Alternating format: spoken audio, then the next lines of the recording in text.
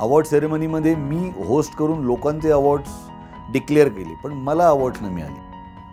अन्याय आहे म्हणता येईल, पण तो अन्याय मीच स्वतःवरती केला आहे. म्हणजे मला असं वाटतं की मीच स्वतःला लोकांसमोर योग्य पद्धतीने पोर्ट्रे केलेलं नाही आहे. आनंद इंगळे हा पुन्हा मराठी रंगभूमीवरचा दुसरा प्रशांत दामले असं मला वाटतं. ते मला असे कंपू जमवणं मला जमलं नाही. कंपू जमवणं करेक्ट. मी कळपात राहिलो, पण मी कंपू नाही जमवू शकलो. एक विशिष्ट कंपू. दारूच्या पार्ट्या तर सगळेच करतात वाढदिवसाच्या, आणि दारू प्यायला आपल्याला काही कारण लागत नाही. म्हणजे मलाही अनेकदा व्यंग दिसत असतं, पण ते मला लेखणीतनं उतरवता येत नाही. ते मला किस्स्यांमधनं सांगता येतं की ते व्यंग दिसले ते चार चौकात हॅ करून गप्पांमध्ये सांगणं नाही, तर ते लेखणीतनं उतरवून त्याचं मॉनिटायझेशन करणं. हे ऋषिकेश जोशीला जमलं आहे. की OTT प्लॅटफॉर्म म्हटल्यानंतर इथे शिवीगाळ असणार, रक्त असणार किंवा स्किन दिसणार. ह्या क्षेत्रात जे जे काही आहे त्या सगळ्या ठिकाणी माझे हात असावेत असं मला सातत्याने वाटतं. पुन्हा हा कॉन्टेंट क्रिएट करत असताना दिग्दर्शक म्हणून आणि निर्माता म्हणून माझी झोप उडाली होती. डोक्याला मुंग्या, फुल्याखाली झाड.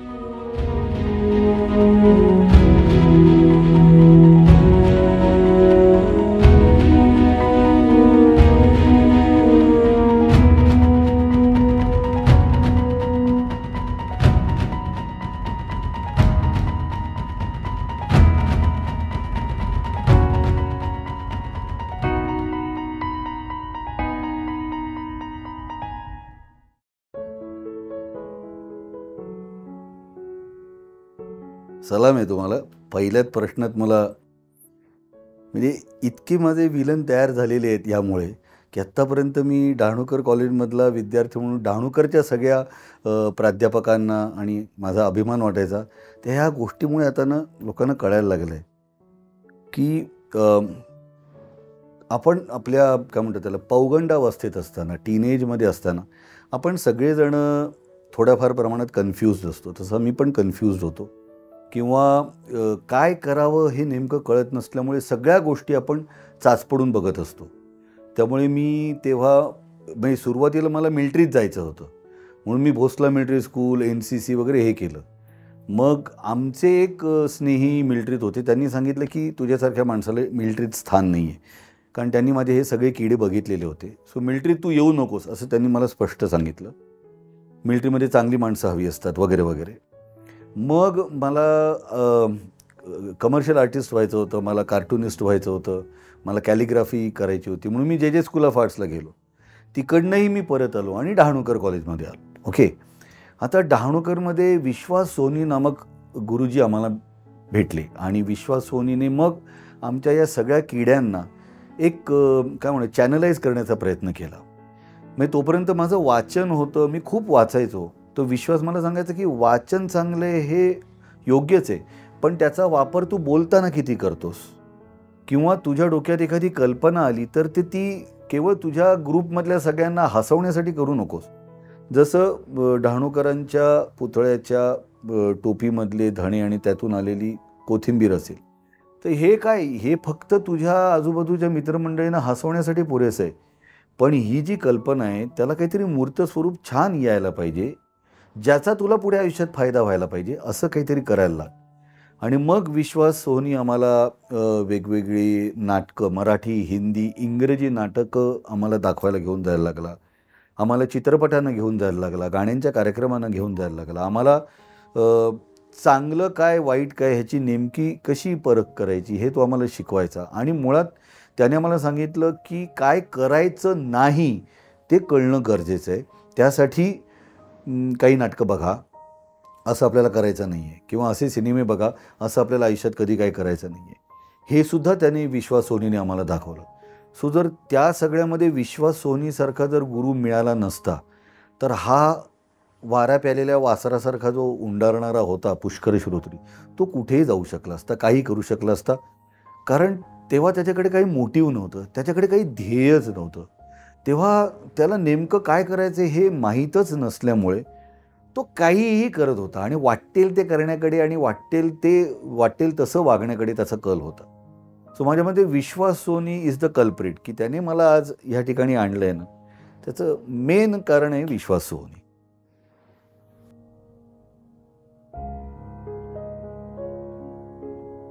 Of course anti hero. जेव्हा अभिजित पानसेने ती फिल्म ऑफर केली होती तेव्हा त्यांनी मला अख्खं स्क्रिप्ट वाचून दाखवलं आणि त्यानंतर स्क्रिप्ट ऐकल्यानंतर मी त्याला म्हटलं ओके, आता आपण नावं कशी ट्विक करणार आहोत प्रदीप शर्मा आणि सचिन वाझे यांची. तो म्हणाला नाही, आपण नावं तीच ठेवणार आहोत. म्हटलं म्हणजे आपण ही नावं घेऊन करणार आहोत? तो म्हणाला हो, मी त्यांची परवानगी घेतली आहे. प्रदीप शर्मा आणि सचिन वाझे यांच्या परवानगीने आपण ती नावं तशीच घेणार आहोत. तेव्हा मला थोडासा धक्का पण बसला होता आणि तेव्हा मला ह्याची पण जाणीव झाली होती की काहीतरी वेगळं आपण करतोय, पानसे काहीतरी वेगळं प्लॅन करतोय म्हणजे. सो शूटिंग करायच्या आधी मी म्हटलं जरा वाझेंना भेटूया, म्हणून मी सचिन वाझेंना अनेक वेळा भेटलो, त्यांच्याशी गप्पा मारल्या, त्यांना माझ्या मनातले काही प्रश्न विचारले की तुम्ही एन्काउंटर करत असताना शर्ट इन असेल तर रिव्हॉल्वर कुठे ठेवता, शर्ट आऊट असेल तर रिव्हॉल्वर कुठे ठेवता, इथपासून ते इंट्रोगेशन करत असताना तुम्ही कसं बोलता, काय बोलता, हे सगळं त्यांच्याशी गप्पा मारून मारून मारून मी त्यांच्याकडनं काढलं. आणि आय अंडरस्टूड की तो एक ना अत्यंत सॉफ्ट स्पोकन माणूस आहे. तो हळू आवाजात बोलतो, हे बोलतो. ह्याचं कारण त्याच्या मनात काय चाललंय हे तो कधीच इथे येऊ देत नाही. त्याचे डोळे पण थंड असतात कारण तो समोरच्याच्या म्हणजे इथून डायरेक्ट इथे बघत असतो. सो त्यामुळे सचिन वाझेंच्या मनाचा थांगपत्ता लागूच शकत नाही.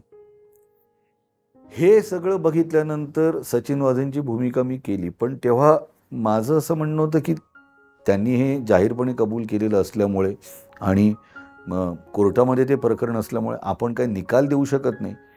पण त्यांनी असे काही प्रकार केलेले आहेत ज्याच्यामुळे त्यांना शिक्षा झालेली आहे, ज्याच्यामुळे आज ते जेलमध्ये आहेत.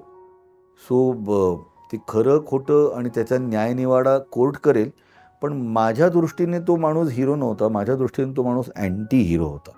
आणि त्याही पलीकडे त्या आरोह वेलणकरने म्हणजे जी भूमिका केली त्या मुलाच्या आजूबाजूची संगत आणि त्याच्यामुळे त्याच्या आजूबाजूला निर्माण झालेली परिस्थिती. संगत ही तुमच्या आजूबाजूची परिस्थिती निर्माण करत असते. तुम्ही कोणाच्या सान्निध्यात आहात, तुमच्या नेहमीच्या उठण्या बसण्यातले मित्र कोण आहेत, तुम्ही कोणाबरोबर काय आणि कशाचं तुम्हाला फॅसिनेशन आहे, कशाने तुम्ही भारावून जाता, कशाने तुम्हाला आनंद होतो, कुठल्या गोष्टी कराव्यात, आपणही कराव्यात असं तुम्हाला वाटत असतं. हे जेव्हा त्या टीनेजमधल्या मुलांना कुठल्या कुठल्या गोष्टींचं आकर्षण आहे हे आईवडिलांनी पण लक्षात घेतलं पाहिजे.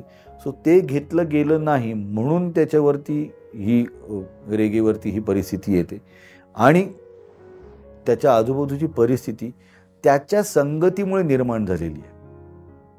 सो पुन्हा एकदा टीनेजमधली तुमची संगत, तुमचं वाचन, तुमच्या आवडीनिवडी आणि तुम्हाला वाटत असलेलं आकर्षण ह्याच्यातनं तुमचं भविष्य घडू शकतं किंवा बिघडू शकतं.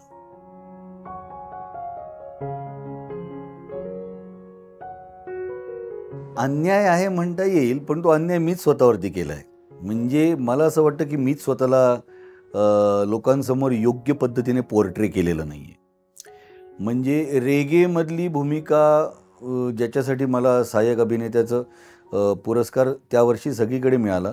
पानसेला असं वाटत होतं की त्या वर्षीचं नॅशनल अवॉर्ड पण त्याच्यासाठी मला मिळेल, ते मिळालं नाही नॅशनल अवॉर्ड.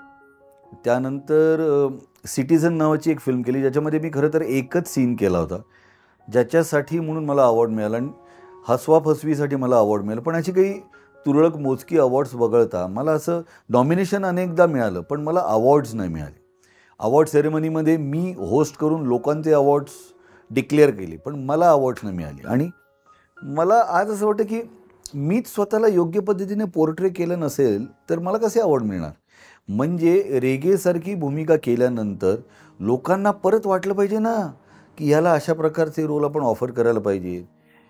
तसे रोल ऑफर पण झाले नाहीत आणि तसे रोल मिळवण्यासाठी म्हणून मी स्वतःमध्ये पण काही बदल केले नाहीत. परत माझ्याकडे काही विनोदी स्वरूपाच्या भूमिका आल्या, मी त्याच करत गेलो. सो एक डाव धोबी पछाडसारखी भूमिका पण लोकांना खूप आवडली आणि विनोदी भूमिका करणं म्हणजे काही चुकीचं आहे किंवा गंभीर भूमिका करणं म्हणजे योग्य असं काही माझं म्हणणं नाही.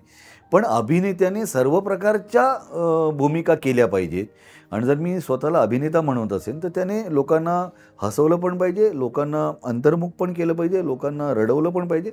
असं सगळं त्याला करता आलं पाहिजे अभिनेत्याला.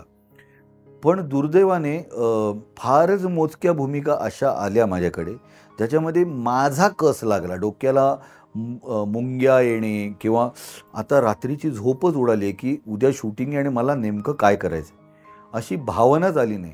जे आलं ते मी माझ्या पद्धतीने करत गेलो. मला आता काय करायचं आहे, मला जे करायचं आहे, मला जे करावंसं वाटतं ते मला जेव्हा लोकांसमोर आणायचं आहे, तर मग मला काय करावं लागेल ते करण्यात मी अपयशी झालो. त्यामुळे कदाचित तशा प्रकारच्या भूमिका आल्या नाहीत आणि म्हणूनच पुरस्कार वाटायला आले नाहीत, पण म्हणून काही तिरस्कारही वाटायला आले नाहीत.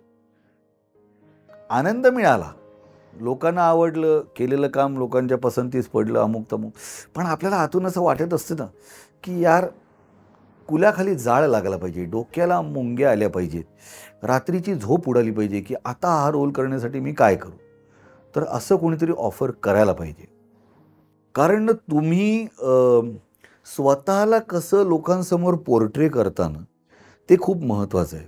मग जर तुम्ही फक्त स्किट्स करत राहिलात, मग तुम्ही फक्त लोकांसमोर विनोदी भूमिकांमधूनच लोकांसमोर येत राहिलात, तर मग लोकांना हे आवडतं आहे म्हटल्यानंतर निर्माते, लेखक, दिग्दर्शक पण तुमचा त्याच पद्धतीने विचार करतो.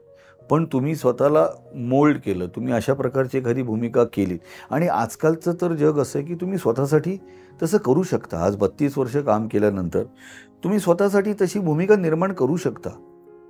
तुमच्या ओळखीचे लेखक, दिग्दर्शक, निर्माते आहेत. तुम्ही उहापोह करून, खल करून, ब्रेनस्टॉर्मिंग करून असं एखादं प्रोजेक्ट तुम्ही बनवूच शकता. तुम्ही स्वतःसाठी बनवू शकता. अनेकांनी बनवलेलं आहे. अनेकांनी हे करून सिद्ध करून दाखवलेलं आहे. फक्त माझ्याकडे ती कला नसल्यामुळे ते नाही का लोकांना एकत्र आणणं, मग हा फायनान्सर असेल, हा निर्माता असेल, हा दिग्दर्शक असेल, हा लेखक असेल आणि तुमच्यासाठी मी मेन ॲक्टर आहे, आता माझ्यासाठी प्रोजेक्ट बनवा. ही एक कला आहे. जी कला माझ्याकडे नसल्यामुळे कदाचित ते मला असे कंपू जमवणं मला जमलं नाही. कंपू जमवणं करेक्ट. मी कळपात राहिलो पण मी कंपू नाही जमवू शकलो, एक विशिष्ट कंपू.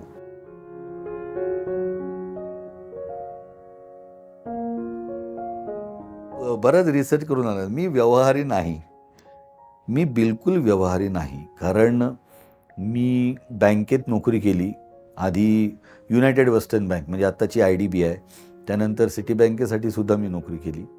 सो हे सगळं करून नोकरी सोडून मला घरच्यांनी मला यायला सांगितलं म्हणून मी या क्षेत्रात आलो. पण ह्या क्षेत्रात आल्यानंतर ते नाही का असते की आपली एक विशिष्ट प्रकारची साठवण व्हायला पाहिजे, आपण एवढे इन्व्हेस्ट केले पाहिजेत एवढे.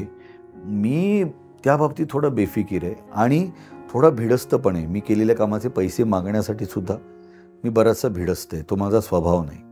मला असं वाटतं की त्याला वाटेल तेव्हा तो मला पैसे देईल, त्याच्याकडे पैसे आले की तो मला पैसे देईल आणि ह्याच्यात माझं नुकसानच खूप झालेलं आहे आणि अजूनही होतं आहे. कारण माझ्याकडे तो स्वभाव नाही.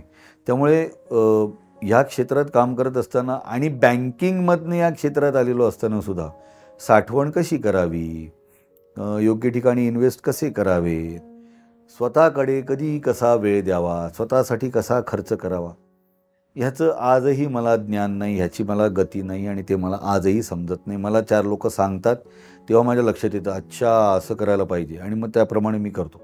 पण या बाबतीत मी व्यवहारी नाही आहे, बिलकुल नाही आहे, ऑनेस्टली स्पीकिंग. आणि ह्याच्यातून माझं आणि कदाचित पर्यायाने माझ्या फॅमिलीचं थोडंसं नुकसान होतं आहे, त्याला मी जबाबदार आहे. पण मी नाही आहे व्यवहारी. आता मला नाही कळत त्याला मी काय करणं.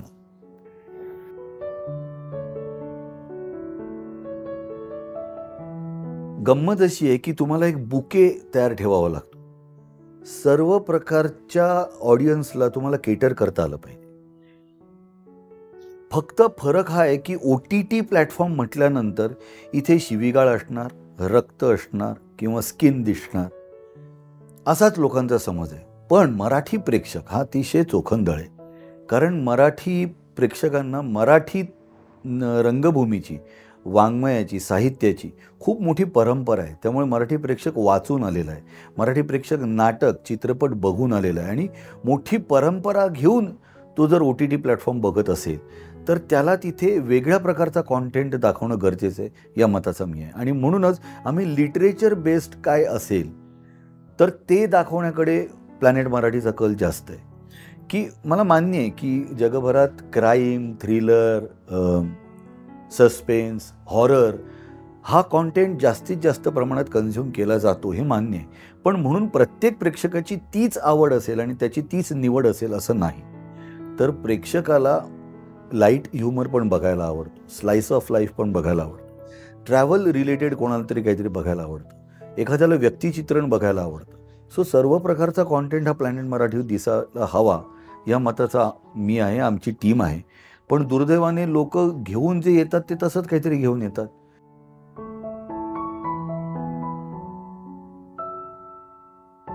प्लॅनेट मराठीवरच्या अर्थात रानबाजार, सोपं नसतं काही आणि जॉबलेस, च्या व्यतिरिक्त मला बदली सुद्धा खूप आवडली. पण साधारण त्याच विषयाची माझी फिल्म होती उबुंटू. सो ह्या 3 वेबसिरीज मला खूप आवडल्या होत्या. परीस ही वेबसिरीज मला खूप आवडली आणि परीस ही वेबसिरीज करणारी मुलं ही माझ्यासाठी खूप प्रॉमिसिंग मुलं आहेत, यंग मुलं आहेत सगळी. आणि मला असं वाटतं की सगळ्यांनी तयार राहा. परीसचे जे मेकर्स आहेत ना, ते तुमच्यासमोर जेव्हा जेव्हा काही कॉन्टेंट घेऊन येतील ना, प्लीज त्यांना नीट ऐका, त्यांना बघा, त्यांचा कॉन्टेंट तुम्ही कीनली ऑब्झर्व करा. They are different. परीस करणारी मुलं सगळी फार वेगळी आहेत.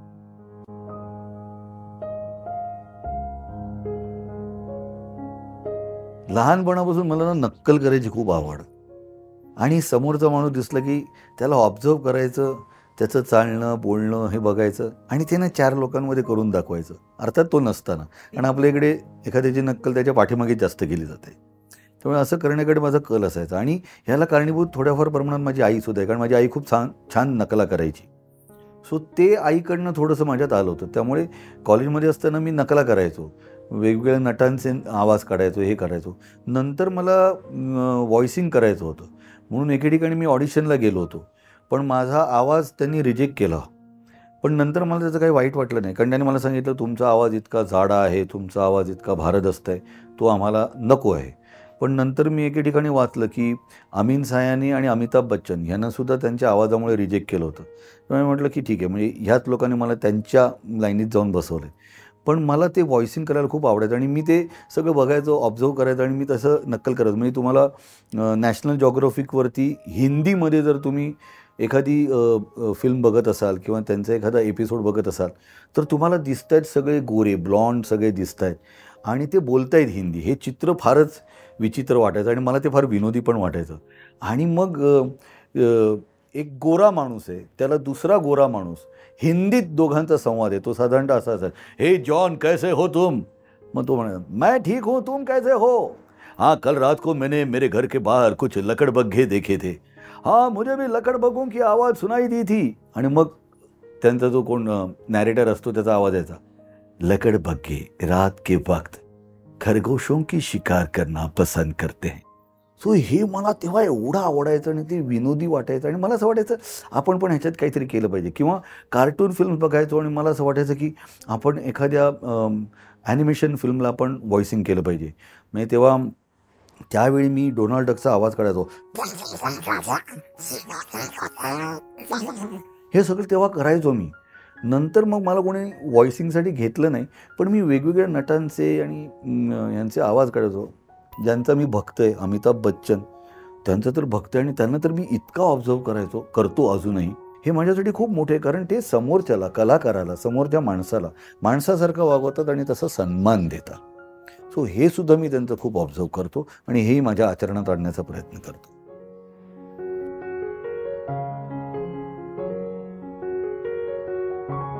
जितेंद्र जोशी सारखा कलंदर माणूस मी आयुष्यात बघितलेला नाही. म्हणजे कधी कधी मला त्याचा हेवा वाटतो की तो मनात आणल्यानंतर तो उठतो, गाडी काढतो आणि निघतो. मग मी त्याला फोन करतो, तर कुठे आहेस. तर जितेंद्र म्हणतो की अरे मी आत्ता साताऱ्याच्या दिशेने निघालोय, साताऱ्यातल्या मित्राने माझा फोन घेतला तर मी साताऱ्यात जाईन, आणि नाही घेतला तर मग मी कोल्हापूरच्या दिशेने जाईन, कोल्हापुरातल्या मित्राने माझा फोन घेतला तर मी कोल्हापुरात जाईन, आणि त्यानेही घेतला नाही तर मग मी कोकणात जाईन. तर ना त्याला जे जेव्हा जसं वाटतं तसं तो करू शकतो आणि तसं तो करतो. त्याचं हिंदी अप्रतिम आहे, त्याच्या मराठी हिंदी या 2 भाषांवरती इतकं छान प्रभुत्व आहे, त्याच्यात तो इतकं छान कविता करतो. सो मला त्याचा ह्या सगळ्या गुणांसाठी त्याचा हेवा वाटत असतो. सुबोध भावे ह्याचा मला हेवा नाही वाटत, मला त्याच्याकडनं अनेक गोष्टी शिकाव्याशा वाटतात. त्या म्हणजे पुन्हा सुबोध भावेने स्वतःसाठी काही प्रोजेक्ट्स तयार केले, संगत, पुन्हा एकदा की आपल्या आजूबाजूची माणसं अशी असली पाहिजेत ज्यांनी त्याच्यासाठी काही प्रोजेक्ट्स तयार केले पाहिजेत. त्याच्याकडे पोटेन्शियल आहे, उत्तम पोटेन्शियल आहे, तो अप्रतिम अभिनेता आहे, तो देखणा आहे, तो राजबिंडा आहे, सगळं आहे. पण मग जर त्याच्या अनुषंगाने जर त्याच्यासाठी प्रोजेक्ट्स येत नसतील तर प्रोजेक्ट येण्यासाठी काय केलं पाहिजे, प्रोजेक्ट बांधण्यासाठी काय केलं पाहिजे, ते सगळं माउंट करण्यासाठी काय केलं पाहिजे, ते सुबोधने योग्य पद्धतीने केलं. ते शिकण्यासारखं आहे. त्याच्यासारखा सहज सुंदर अभिनय करता आला पाहिजे. तो अभिनय करतो असं वाटतच नाही. सो सुमित राघवन सारखा ऍक्टिंग मधला ईज, गाण्यातला ईज, त्याची गाण्याची आवड, त्याचं गाण्याचं कसब, त्याचं अभिनयाचं कसब, हॅट्स ऑफ. सो त्याच्यासारखा सहज सुंदर अभिनय करता आला पाहिजे ऑनेस्टली. ऋषिकेश जोशी याच्यासारखं लेखन जमलं पाहिजे. एखाद्या गोष्टीतलं व्यंग नेमकं ओळखून लोकांना वाईट न वाटता ते व्यंग लोकांसमोर मांडणं, ह्याच्यासाठी एक वेगळं कसब लागतं जे ऋषिकेश जोशीकडे आहे. म्हणजे मलाही अनेकदा व्यंग दिसत असतं, पण ते मला लेखणीतनं उतरवता येत नाही, ते मला किस्स्यांमधनं सांगता येतं. पण त्याचं छान मॉनिटायझेशन करण्यासाठी ऋषिकेश जोशीकडे ते जे कसब आहे, मॉनिटायझेशन हा शब्द मी अंडरलाईन करतो, की ते व्यंग दिसले ते 4 चौघात हॅ करून गप्पांमध्ये सांगणं नाही, तर ते लेखणीतनं उतरवून त्याचं मॉनिटायझेशन कर, हे ऋषिकेश जोशीला जमलंय. आनंद इंगळे हा पुन्हा मराठी रंगभूमीवरचा दुसरा प्रशांत दामले असं मला वाटतं.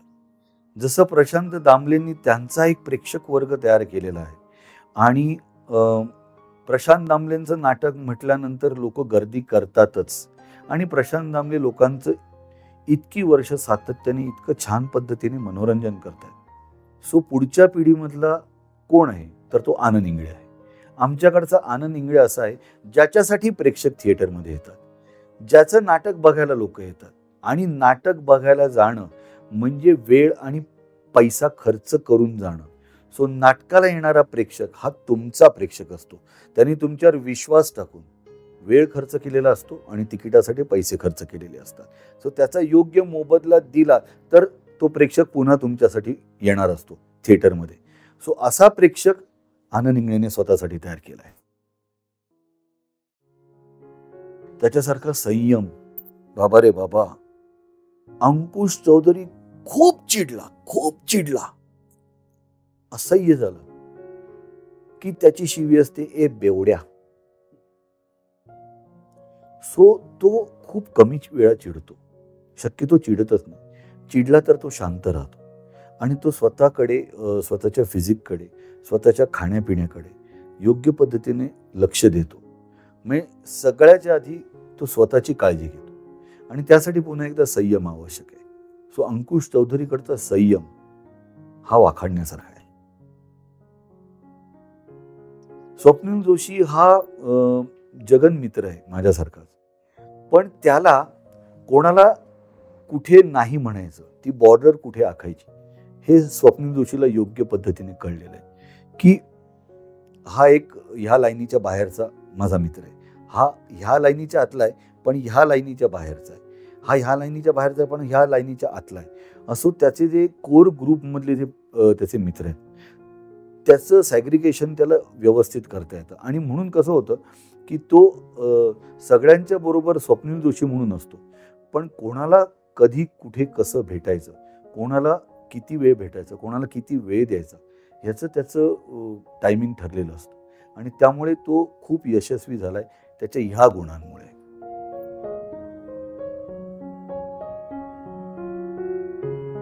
प्लॅनेट मराठीसाठी मी कॉन्टेंट रिव्ह्यू करत असताना, लोकांनी पाठवलेला कॉन्टेंट वाचत असताना, त्यांचं नॅरेशन ऐकत असताना, त्यांना प्रश्न विचारत असताना, मी जर एखादा कॉन्टेंट तयार करायचा असेल तर मी काय करेन, हा विचार पण मी गेली 3 वर्ष करत होतो. आणि गेली 3 वर्ष त्याच्यावर अभ्यास करून मी स्वतः एक वेब सिरीज प्रोड्यूस केली. मी ती डिरेक्ट केली.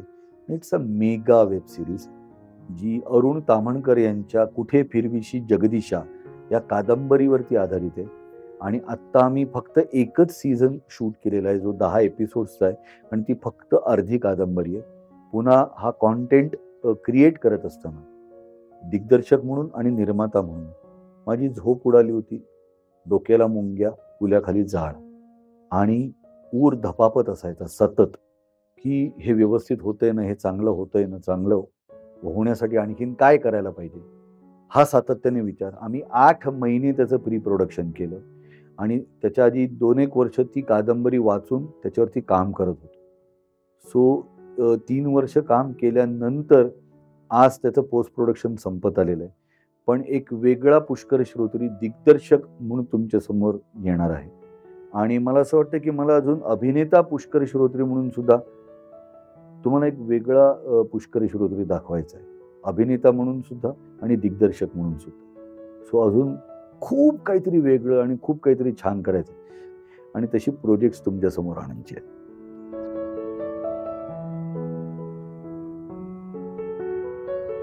मला ना कायम असं वाटतं की माझे पाय मराठी रंगभूमीवरती सातत्याने लागले पाहिजेत. त्यामुळे मला दरवर्षी माझं एकतरी नाटक मराठी रंगभूमीवर असलंच पाहिजे या मताचा मी आहे.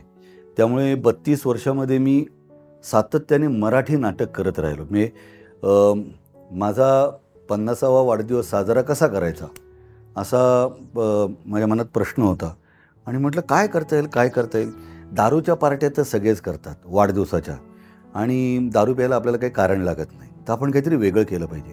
म्हणून मग मी काय केलं, त्यावेळी माझी 3 नाटकं मराठी रंगभूमीवर चालू होती. एक म्हणजे आम्ही आणि आमचे बाप, ज्याच्यामध्ये अतुल परचुरे, अजित परब, आनंद इंगळे आणि मी, आम्ही पु ल देशपांडे आणि आचार्य अत्रे यांच्या सगळ्या वेगवेगळ्या कलाकृतींचा धांडोळा आम्ही लोकांसमोर मांडायचो. त्याचेही आम्ही जगभरात सगळीकडे प्रयोग केले होते.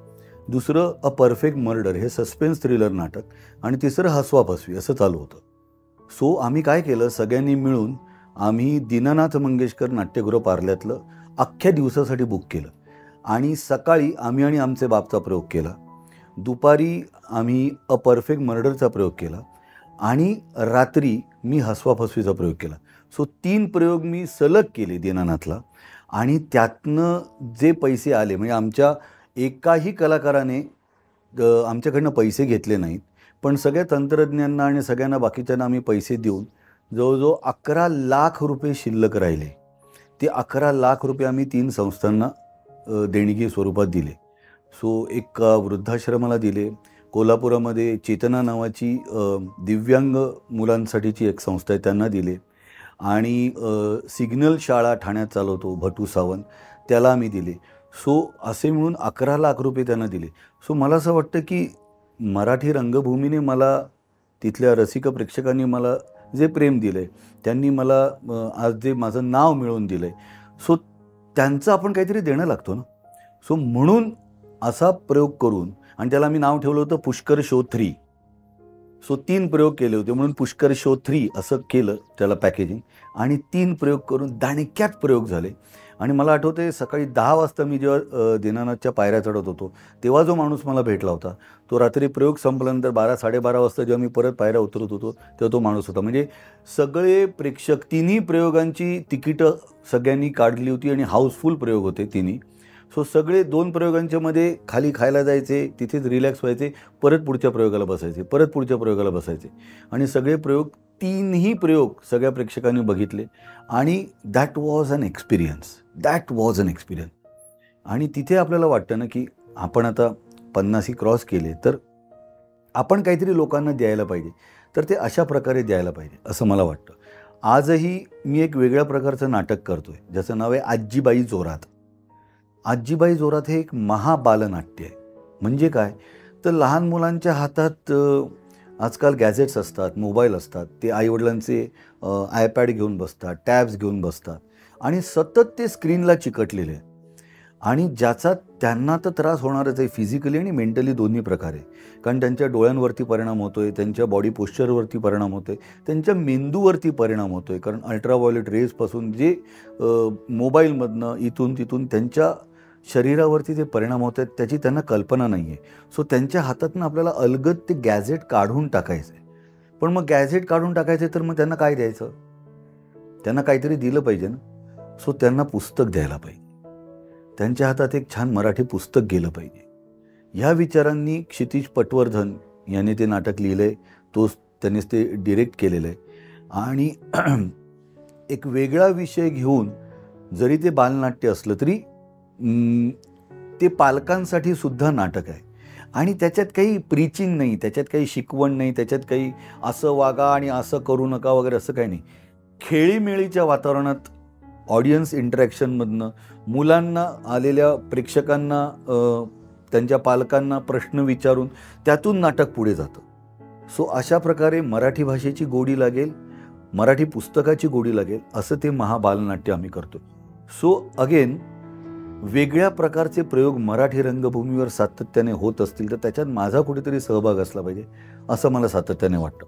किंवा आम्ही सूर्याची पिल्ले सारखं नाटक आम्ही केलं, ज्याच्यात मला अतिशय कमीत कमी संवाद होते.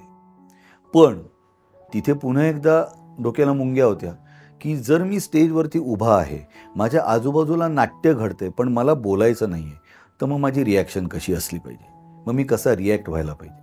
सो सूर्याची पिल्ले हे नाटकसुद्धा माझ्यासाठी एक वेगळा एक्सपिरियन्स घेऊन आलं. आणि प्रेक्षकांनी ते नेमकं टिपलं, परीक्षकांनी, समीक्षकांनी ते नेमकं टिपलं की रघुरायाची भूमिका करणारा पुष्कर श्रोत्री तिथे उभा आहे, पण कधीकधी कुठलीही रिॲक्शन न देणं ही सुद्धा एक प्रकारची रिॲक्शन असते. किंवा योग्य ठिकाणी समोरचा ॲक्टर काय बोलतोय, समोरचं पात्र काय बोलतोय ते ऐकून तुमचे हावभाव, तुमची बॉडी लँग्वेज, तुमची रिॲक्शन ही खूप महत्त्वाची असते, जी सूर्याची पिल्लेच्या निमित्ताने मला करायला मिळाली. मला स्वतःमध्ये वेगळे बदल करून मला वेगळा पुष्कर श्रोत्री लोकांना दाखवण्याची संधी सूर्याची पिल्लेमुळे मला मिळाली.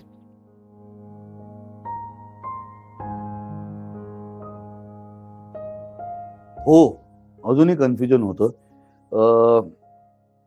मला थोडंसं मागे जायला आवडेल.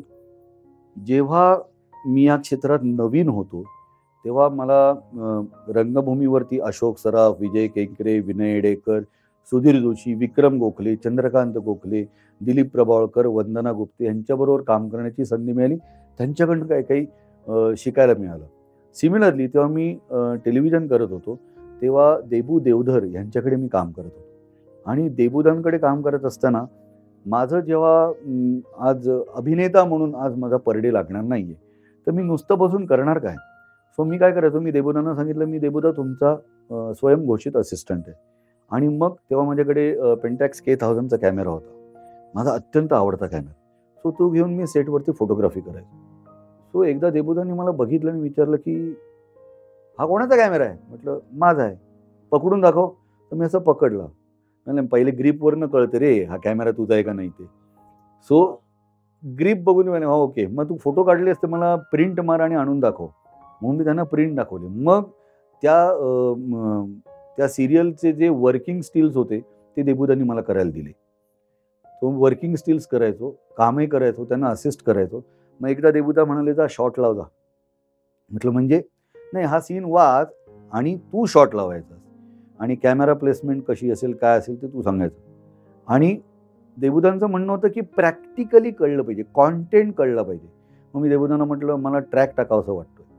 ट्रॅक टाकावंसं वाटतोय नाही, ट्रॅक टाकायचं असेल किती पीसचा ट्रॅक पाहिजे, आर्टिस्ट कुठून येणार, सगळं तूच करायचं. सो तिथून ते सगळं करत करत आलो. आणि नंतर मग मी तेव्हा माझा तो कॅमेरा घेऊन सगळ्या सेटवर जायचो आणि सगळ्या सेटवर फोटोग्राफी करायचो. सो मला एकदा एकाने सांगितलं, अरे बाबा तू अभिनेता आहेस, मग अभिनेता म्हणून राहा ना. तू प्रत्येक सेटवरती काय कॅमेरा घेऊन येतोस आणि तुझं काम नसताना फोटोग्राफी करत बसतो. सो नंतर मग मी ते थोडं कमी केलं आणि तसं सेटवरचं माझं कामही वाढलं, म्हणूनही ते कमी झालं. आजही मला असं वाटतं की म्हणजे मी लेखक म्हणून पण काम करत असतो, मी दिग्दर्शक म्हणून पण काम करत असतो, मी अभिनेता म्हणून पण काम करत असतो आणि माझ्याच सेटवरती मी जेव्हा प्रोड्यूस करत असतो तेव्हा मी आर्ट डिरेक्टर बरोबर पण काम करत असतो. त्याच्या सगळ्या असिस्टंट्सना मी तिकडे मदत करत असतो. माझं हस्ताक्षर चांगलं असल्यामुळे सेटवर कधी-कधी काही-काही पेंट करावं लागतं. ते मी पेंट करण्याचं काम पण करतो.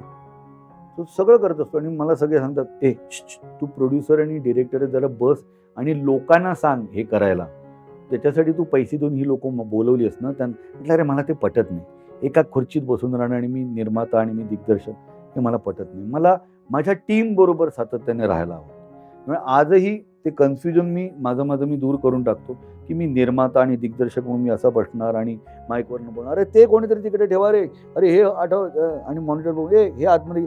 मी पटकन उठतो आणि मी स्वतः जाऊन करतो. मी पटकन उठतो, मला ब्रश दे, कलर दे. हां, मला इकडे काहीतरी मी आता जिन्यातला सीन आहे. येथे थुंकू नका आणि तिकडे पानाच्या पिचकाऱ्या ह्या तर आपल्याकडे दिसतातच ना. म्हणजे त्याच्यावरनं पण मला असं वाटतं, की सुशिक्षित माणूस सुसंस्कृत असेलच असं नाही. कारण जर याला वाचता येतं, त्याला इथे थुंकू नये हे कळत का नाही? पण ते आपल्याकडे दिसतात. तर ते शूटिंगच्या वेळी मला ते सगळं पेंट करणं, ते लिहिणं हे मला करायला खूप आवडतं आणि मी ते करतो. त्यामुळे ह्या क्षेत्रात जे काही आहे, त्या सगळ्या ठिकाणी माझे हात असावेत असं मला सातत्याने वाटतं.